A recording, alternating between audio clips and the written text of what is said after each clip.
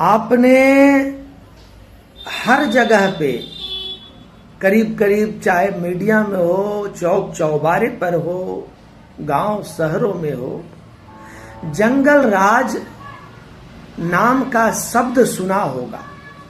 जंगल राज, जंगल राज, जंगल राज आ जाएगा। जंगल राज आपने सुना है क्या? जंगल राज के बारे में आप जानते हैं क्या? जंगल राज क्या था? ऐसा शब्द जो है आपके कानों तक पहुंचा होगा और इस तरह की डिबेट भी आपने देखा होगा, चाहे मीडिया में हो या फिर गांव में एक दूसरे को बात करते हुए। हालांकि बहुत सारे अभी जो युवा हैं वो जंगल राज देखे नहीं होंगे।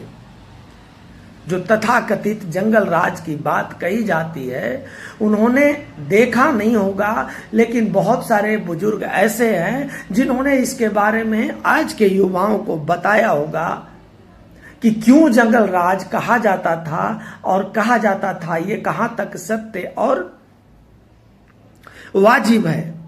लेकिन इस जंगल राज को कह करके जो पार्टी आज 20 वर्षों से सत्ता में है, हम बात कर रहे हैं एनडीए की। जब भी चुनाव में आती है, जब भी ये एनडीए चुनाव में आता है तो आपको एक डर दिखाता है जंगल राज का कि आप हमको अगर वोट नहीं दोगे तो एक पार्टी आएगी जो फिर से बिहार को जंगल राज में तब्दील कर देगी।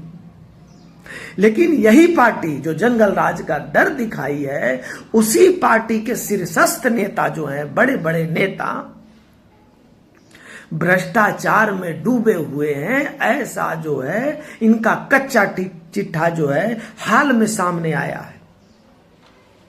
चाहे इन शीर्ष के नेताओं में बात करें तो या तो स्वास्थ्य मंत्री मंगल पांडे हो, वो आपको उप मुख्यमंत्री सम्राट चौधरी हो, भाजपा के प्रदेश अध्यक्ष दिलीप जायसवाल हो, या फिर जेडीयू के बड़े नेता और नीतीश कुमार के दाहिना हाथ कहे जाने वाले अशोक चौधरी हो।